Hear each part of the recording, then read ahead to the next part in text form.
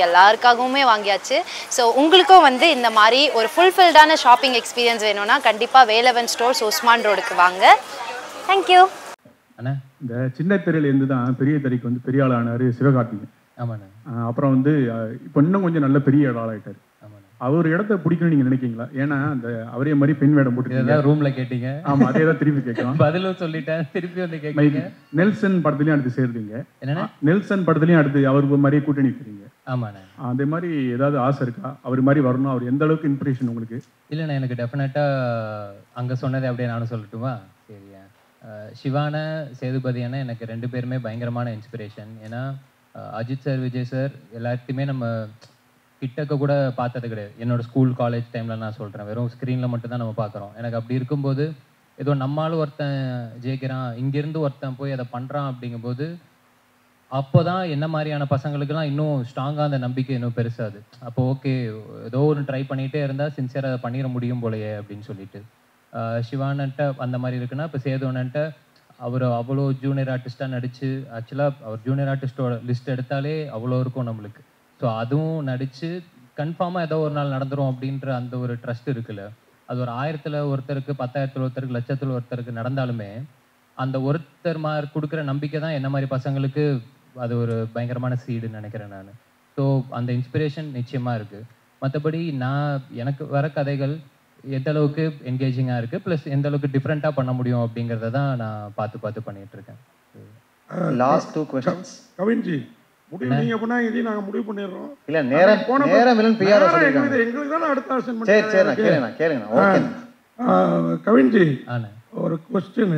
அதாவது நீங்க வந்து ஸ்டார் இந்த படம் அன்னைக்கு வந்து ஒரே ஹீரோவா இருந்தார் பிரசாந்த். ஸ்டார்னு படம் வந்தது. அவர் பேரும் காதல் இளவரசன். இன்னைக்கு காதல் இளவரசனா எங்க கண்களுக்கு நீங்க தான் தெரியுறீங்க. அந்த காரணத்துக்காகவே ஸ்டாருங்கிற டைட்டில் தூக்கிட்டீங்களா? அதே மாதிரி ஆணழகன்கிற படத்தில் ஒரு பெண் வேடம் போட்டிருப்பார், ரொம்ப ஃபேமஸ் இந்த படம். ஓகேங்களா? அன்னைக்கு வந்து இத்தனை ஹீரோ கிடையாது, அவர் மட்டும். அந்த மாதிரி ஒரு ஒரு சென்டிமெண்ட் இதுக்குள்ளார வச்சு தான் அந்த படத்தை ஒத்துக்கிட்டீங்களா? என்னோட கேள்வி. இல்லைண்ணா, இந்த படத்தோட இப்போ ஸ்டார் அப்படிங்கிறத பொறுத்த வரைக்கும் நாங்கள் எல்லாருமே இப்போ சொல்லியிருந்தோம் இல்லையா, ஸ்டார்னா வெறுமனே அந்த ஸ்க்ரீனில் வர அது கிடையாது ஸ்டார். ஐ மீன் அதுவும் ஸ்டார் தான். அது இல்லாமல் என்னை பொறுத்த வரைக்கும் பீப்புள்ஸ் சாம்பியன் எல்லாருமே ஸ்டார் தான். மக்கள் யாரெல்லாம் நம்ம யாரை பெருசாக ரொம்ப ரசிக்கிறோமோ, அண்ணாந்து பார்க்குறோமோ, அவங்க எல்லாருமே ஸ்டார் தான். அது எல்லாத்தையுமே தாண்டி தான் நம்புகிற விஷயத்த நம்பி என்னைக்காவது ஒரு நாள் நடந்துரும் அப்படின்னு ஓடிட்டு இருக்கவனும் ஸ்டார் தான். ஏன்னா இப்போ நீங்கள் சொன்ன மாதிரி சினிமா இல்லை ஸ்போர்ட்ஸு மற்ற கொஞ்சம் விசிபிலிட்டி இருக்கிறவங்களுக்குலாம் அந்த அடையாளமோ அந்த லைம்லைட்டோ அது கிடச்சிருது. ஆனால் அது கிடைக்காம ஏதோ ஒரு வேலையில் அந்த லைம்லைட்டுன்ற விஷயம் இல்லாமல் நிச்சயமாக அவனோட திறமைக்கு அவனோட சக்திக்கு அவன் ஒரு சாதனை பண்ணி தான் இருப்பான். அவனை யாரு அங்கீகரிக்கிறது, அவனை யாரு பாராட்டுறது? ஸோ அவங்க எல்லாருமே சேர்ந்து ஸ்டார் அப்படின்னு சொல்ற படம் தான் நம்ம ஸ்டார். டேரக்டர் சார், ஒரு கேள்வி இல்லை 2 கேள்வி. ஒன்று வந்து இந்த படத்தில் வந்து நீங்கள் எல்லாரையும் பாராட்டினீங்க, அந்த பாடலாசிரியர்களை விட்டீங்க. ஆனால் இவரும் ஒரு பாடலாசிரியர்னாரு நம்ம காம்பேரும். நான் அந்த வரி நம்ம காதே கொடுக்க மாட்டேன். அந்த ஒரு வரி வந்தது பாருங்க, என் விழி மீன்களை தூண்டிலால் அப்படின்னு ஒரு. அதுக்கப்புறம் சரி இதுதான் அவ்வளோதான் அப்படின்னு நினச்சா உங்கள் தலையை கோதி என் கைரேகை ஜாஸ்தி ஆகிட்டுங்கிற மாதிரி அவரை பாராட்டிடுங்க. அதுக்கடுத்து இன்னொரு கேள்வி, இங்கே அந்த பேனர் தான் அவர் சொல்லிட்டாரு, எங்கள்கிட்ட உங்களை தப்பிக்க வச்சுட்டாரு. ஆனாலும் எம்ஜிஆர் ஸ்டாருங்கிற அந்த இதில் பின்னாடி அந்த பேனரில் இல்லாமல் போன அமிதாப் கூட இருக்கிறார், நம்ம ஊருக்கு அவ்வளோவா சம்மந்தம் இல்லாதவர். அதுக்கு என்ன காரணம்? அதே மாதிரி இந்த படத்தில் ஹரிஷ் கல்யாண் தான் முதல்ல நடிக்கிறதா. 3 क्वेश्चन 2 அடுத்து வாய்ப்பு கிடைக்காது. அடுத்து என்ன காரணம் கவினை அதையும் சொல்லுங்க. ரைட் சார், இது ஆடியோ லான்ச் பிளான்ல இருக்கு சார். இப்பவுமே யுவன் சாரோட டேட்ஸ் தெரியல, மேபி ஆடியோ லான்ச் இருந்துச்சுன்னா அப்பா சொல்லலான்றதுக்காக லிரிக்ஸ்லாம் வச்சிருக்கேன். நான் எல்லாம் நிறைய லிரிக்ஸ் வச்சிருக்காங்க சொல்லணும்னு நினச்சேன். 2வது எம்ஜிஆர் சார் இல்லாததுக்கு காரணம் இல்லை சார், ப்ராக்டிக்கலான ரீசன் தான் சார். இந்த ஃப்ரேமிங்க்கு எனக்கு பிடிச்ச ஆட்களை வச்சிருக்கேன். இன்னொருத்தர் ஆட் பண்ணால் இந்த சிமிட்ரியா இருக்காதுன்ற ஒரு ஃபீல்டுக்காக பண்ணேன், வேற எதுவும் இல்லை. 3வது ஹரிஷ் கல்யாணுக்கு நன்றி சொல்லணும் சார். நான் லைக் காரணங்கள் வேற காரணங்கள் சார், ப்ராக்டிக்கலான ரீசன்ஸ் தான். பட் ஸ்டில் அதை ஸ்போர்ட்டிவாக எடுத்து சப்போர்ட்டிவாக இருந்ததுக்காக ஹரிஷ் கல்யாணுக்கு நன்றி சொல்லணும் சார். அவ்வளோதான். இளனுக்கு ஒரு கொஸ்டின், கவினுக்கு ஒரு கொஸ்டின். Okay, first இளனுக்கு. உண்மையாகவே இது ரொம்ப அழகான மேடையாக இருக்குது. ஏன்னா ஒரு இன்ஸ்பிரேஷனான இந்த கதை எழுதுறதுக்கு உங்கள் தூண்டின ஒருத்தர் வந்து உங்கள் மேடையில் இருக்கிறாரு, அதுவும் உங்கள் அப்பாவாகவே இருக்கிறாரு. தவிர நீங்கள் இந்த படத்தை டைரக்ட் பண்ணிருக்கீங்க, இன்னொரு ஹீரோக்கு வாய்ப்பு கொடுத்துருக்கீங்க. ஸோ ரொம்ப நல்லா இருக்கு. என்னோட கொஸ்டின் என்னன்னா, நீங்கள் எப்போ ஆக்ட் பண்ண போகிறீங்க? அது கண்டிப்பாக சார், எங்கள் அப்பாவுக்கும் அந்த ஆசை இருக்குது. எங்கள் அப்பாவோட எங்கள் அப்பத்தாவுக்கு ஒரு ஆசை இருக்குது சார். எங்கள் அப்பத்தா தான் சின்ன வயசுலேருந்து கேட்டுகிட்டே இருப்பாங்க. நான் ஒரு வேளை ஃப்யூச்சரில் நடித்தேன்னா அந்த படம் எங்கள் அப்பாத்தாக்கு டெடிகேஷனாக இருக்கும். ஓகே கவின், வாழ்த்துக்கள். பொதுவாக வந்து லேடிஸ் கெட்டப் போடும்போது ஒரு யாரையாவது ஒரு ரெஃபரன்ஸ் எடுத்துக்குவாங்க. கமல்ஹாசன் வந்து அவங்க அம்மாவை எடுத்துக்கிட்டாங்க. ஸோ அந்த மாதிரி இந்த படத்தில் அந்த கெட்டப் போடும்போது யாரையாவது ரெஃபரன்ஸாக எடுத்துக்கிட்டாங்க? கரீனா சோப்ரா. கரீனா சோப்ரா. ஓகே, எனக்கு சொல்லுங்க.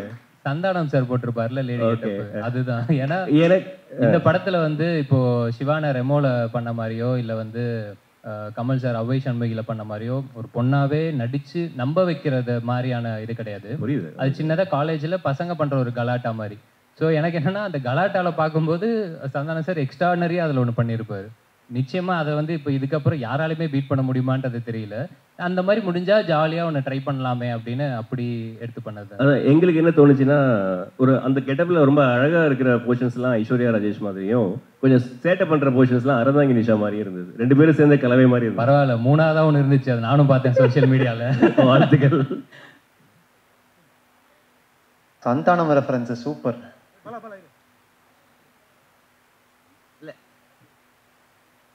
நடிச்சிருக்காங்க சார், நடிச்சிருக்காங்க. டேரக்ட் சார், ஆக்சுவலாக பேர் வந்து ஸ்டார்னு வச்சுருக்கீங்க, பின்னாடி இருக்கவங்களும் பெரிய ஸ்டார்ஸு தான். ஸோ ஒருவேளை இந்த படம் வெற்றி அடைஞ்சிடுச்சுன்னா அடுத்த லெவலுக்கு ஸ்டாருக்கு போவார். எந்த ஸ்டார் லெவலுக்கு கவின் போவார்னு நீங்கள் நினைக்கிறீங்க? சார் நான் ஆல்ரெடி இன்டர்வியூஸில் சொல்லியிருக்கேன் சார்.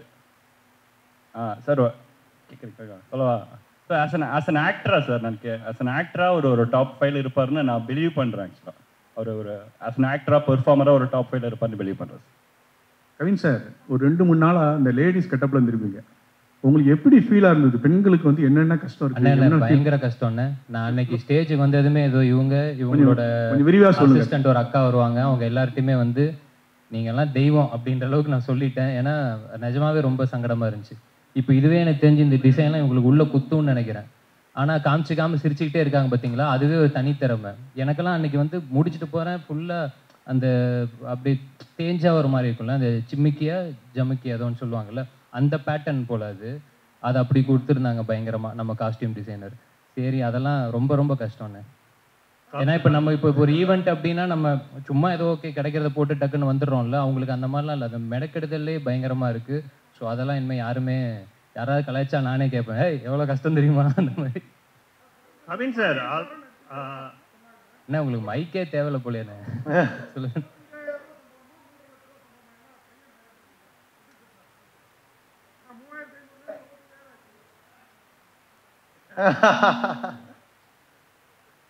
சார், நான் வந்து ஒரு ஓவரால் பட்ஜெட் கொடுத்துட்டு போயிருக்கேன். அதுக்கப்புறம் அந்த பட்ஜெட்டுக்குள்ளேயே இளன் முடிச்சு கொடுத்துருக்காரு படத்தை. சார் நீங்கள் கவின் சார் நீங்கள் வந்து அதிகமாக வந்து கோடிகள் சம்பளம் கேட்குறதாகவும் சிறு தயாரிப்பாளர்களோடு வந்து உங்ககிட்ட வந்து அப்ரோச் பண்ணுறதுல ரொம்ப சிரமம் இருக்கிறதாகவும் ஒரு குற்றச்சாட்டு இருக்குது. அது என்ன? ஓகே ஓகே, அதுக்கு பதில் சொல்லணுமா? அதுவும் நான் அந்த ரூம்லேயே சொல்லியிருந்தேன், திரும்பவும் நீங்கள் கேட்குறீங்க. இப்போ வந்து நம்ம நடிச்சிருக்கோம் ஒரு படம். இந்த படம் டெஃபினட்டாக டிபேட்டபிள் அப்படின்னு நான் நினைக்கிறேன். அது சேம் டைம் இங்கே சம்பளம் டிபேட்டபிளா அப்படிங்கிறது எனக்கு தெரியல. டிபேட்டபிள் யாருக்கு அப்படின்னா எனக்கும் ப்ரொடியூசருக்கும். அட் த சேம் டைம் நம்ம ஏதோ கேட்குறோம் அப்படின்றதுக்கானலாம் யாரும் கொடுத்துடவும் மாட்டாங்க. அப்படி ஒரு விஷயம் கிடையவும் கிடையாது. இப்போ நீங்கள் எந்த பத்திரிக்கையில் வேலை செய்கிறீங்கன்றது எனக்கு தெரியல. ஐ மீன் இல்லைண்ணே, எனக்கு என்ன, நீங்கள் இப்போ இதுக்கு முன்னாடி ஒரு இடத்துல வேலை செஞ்சுருப்பீங்க, அங்கேருந்து இன்னொரு இடத்துக்கு நீங்கள் வேலை பார்க்க போகும்போது டெஃபினட்டாக நம்ம அதே சம்பளத்துலேயோ இல்லை அதே அமௌண்ட்லேயோ நம்ம இது பண்ண மாட்டோம். நிச்சயமாக நம்ம ஒரு சேலரி ஹைக் அப்படின்ற மாதிரி நம்ம கேட்டு ஒன்று போவோம். அதையும் நம்ம தீர்மானிக்க முடியாது, நம்மளோட ப்ரீவியஸ் சம்பளம் தான் தீர்மானிக்கும். இப்போது நான் வந்து கனாக்காலம் கலங்குள் சீரியல் நடித்தேன். அதில் என்னோடய சம்பளம் ஸ்டார்டிங்லாம் 1000 ரூபாய். சீரியல் முடித்து நான் ஒரு 5-6 வருஷம் எக்ஸ்பீரியன்ஸ்க்கு அப்புறம் எனக்கு அதோட சம்பளம் 6000 ரூபாய். ஸோ அந்த 6000 ரூபாவை தீர்மானிக்கிறது 3000, 3000த்தை தீர்மானிக்கிறது 1000, இப்படி தான் இருக்குது. ஸோ சம்பளம் அப்படிங்கிறது இன்றைக்கி வந்து நம்மளோட படம் எந்த அளவுக்கு பண்ணுதோ, அந்த மார்க்கெட்டில் எப்படி நடக்குதோ அதுதான் தீர்மானிக்கிறதே தவிர இங்கே தனிப்பட்ட இதில் யாருமே தீர்மானிக்கிறது கிடையாது. ப்ளஸ் என்னால் படம் வந்து இதுதான் எனக்கு 4வது படம். இந்த 4வது படமே வந்து பார்த்தீங்கன்னா இது எனக்கு முடிக்கிறதுக்கு வந்து இப்போது லிட்டராக 1 வருஷம் அப்படிங்கிற மாதிரி ஆகியிருக்கு. இந்த காரணங்களுக்காகவே நான் வந்து சில இடங்களில் நோ சொல்லியிருக்கேன். பட் ஆனால் அந்த நோ சொல்கிறதுக்கான முக்கியமான காரணம் என்னன்னா, யாருமே வெயிட் பண்ண வைக்க வேண்டாம். அவங்க வெயிட் பண்ணுற நேரத்தில் நிச்சயமாக எனக்கு எவ்வளோ பேர் இருக்காங்க, அவங்கள வச்சு கூட பண்ணிட்டு வந்துடலாம். இதெல்லாம் தான் காரணங்கள். சுவாரஸ்யத்துக்காக இல்லை இன்ட்ரெஸ்டிங்காக இருக்கணுன்றதுக்காக அது பேசுறதுக்கு வேணால் நல்லா இருக்கலாம். மற்றபடி ஃபேக்ட்ஸ் இதுதான். சார் இங்கே ஒரு சார் சார் சார் அடுத்த 2 படத்தில் ஹீரோயினே கிடையாதுண்ணே. கவின் நாளைக்கு ஒரு அனௌன்ஸ்மெண்ட் வரும், அந்த படத்தில் ஹீரோயின் கிடையாது. அதுக்கடுத்து ஒரு படம் பண்ணுறேன், அதுலேயும் ஹீரோயின் கிடையாது. இந்த படத்துலேயும் நான் கதை மட்டும் தான் கேட்டேன், ஹீரோயின் தான் இந்த இவர் தான் கூப்பிட்டு வந்தார். கடைசி கொஸ்டின் இது கடைசி கொஸ்டின் சார், கடைசி கொஸ்டின் இது சார். ஹலோ சார், இந்த கொஸ்டினுக்கு வந்து டேரக்டராக இருந்தாலும் சரி, ஹீரோ இருந்தாலும் சரி, யார் வேணும் பதில் சொல்லலாம். சரிங்களா? கவின் ஸ்டார். ஏன்னா எப்பவுமே வந்து ஒரு படத்தோட ஹீரோ வந்து ஒரு பேர் சொல்லி ஒரு ரஜினியின் டெய்லர் அப்படிதான் வரும். இது என்ன கவின் ஸ்டார்? யாருக்கு மென்ஷன் பண்ணுறீங்க? யாருக்கு குறிப்பிட்டு சொல்ல வர்றீங்க? அதுக்கப்புறம் வந்து 2 ஹீரோயின். ஒரு ஹீரோயினை சமாளிக்கிறது பெரிய விஷயம். சரிங்களா? புது ஹீரோயின், ஒருத்தருக்கு தமிழ் தெரியல, எப்படி சமாளிச்சிங்க? 2 பேரில் யாருக்கு கூட சொல்லலாம். நேக்கா டைரக்டர் மைக் கொடுத்துட்டாரு. This is first. எவ்வளவு நேக்கெல்லாம் பேசியிருக்கலாமே, அது கிடையாது. அவரோட கால் தானே, ஸோ அவர் தான் சொல்லணும். ஸ்டாரிங் கவின் போட்டிருப்போம் அப்படின்னா இதில் நடிக்கிறாரு தான் அர்த்தம். இந்த படத்துக்கு அந்த வார்த்தை யூஸ் பண்ணா ஒரு மாதிரி வார்த்தை விளையாட்டு மாதிரி அழகா இருந்துச்சு, அந்த ரீசனுக்காக போட்டோம். ஹீரோயினை சமாளிக்கிற அது வந்து அந்த கொஸ்டின்ஸ் எனக்கு அதில் உடன்பாடு இல்லை. அதில் ஏன்னா பார்த்தீங்கன்னா அவங்களுமே அவங்களோட பெஸ்ட்டு கொடுக்கறதுக்கு அவ்வளோ ஹார்ட் ஒர்க் பண்ணி ப்ரொஃபஷனலாக 2 பேரும் பண்ணி கொடுத்தாங்க. ஸோ சமாளிக்கிறதுக்கான வேலைகள் அங்கே எதுவும் இல்லை. இல்லை சார், என்னன்னா 2 ஹீரோயின்னாவே. ஆனால் நீங்கள் கேட்டது இன்னொரு நான் ஆடடாகவே நான் சொல்லிடுறேன். ஒன்றும் இல்லை, இப்போ இவங்களுக்கு டெஃபினட்டாக தமிழ் தெரியாதுண்ணே. பட் ஆனால் அவங்களுக்கு தமிழ் தெரியல அப்படிங்கிறது வந்து ஸ்பாட்டில் நாங்கள் யாருமே ஃபீல் பண்ணல. உச்சரிப்பு அதெல்லாம் பிரச்சனை இருக்கும், இல்லாமல் கிடையாது. பட் ஆனால் அவங்க ஒரு பெரிய 40 பேஜஸ் ரூல்டு நோட் ஒன்று வச்சுருக்காங்க.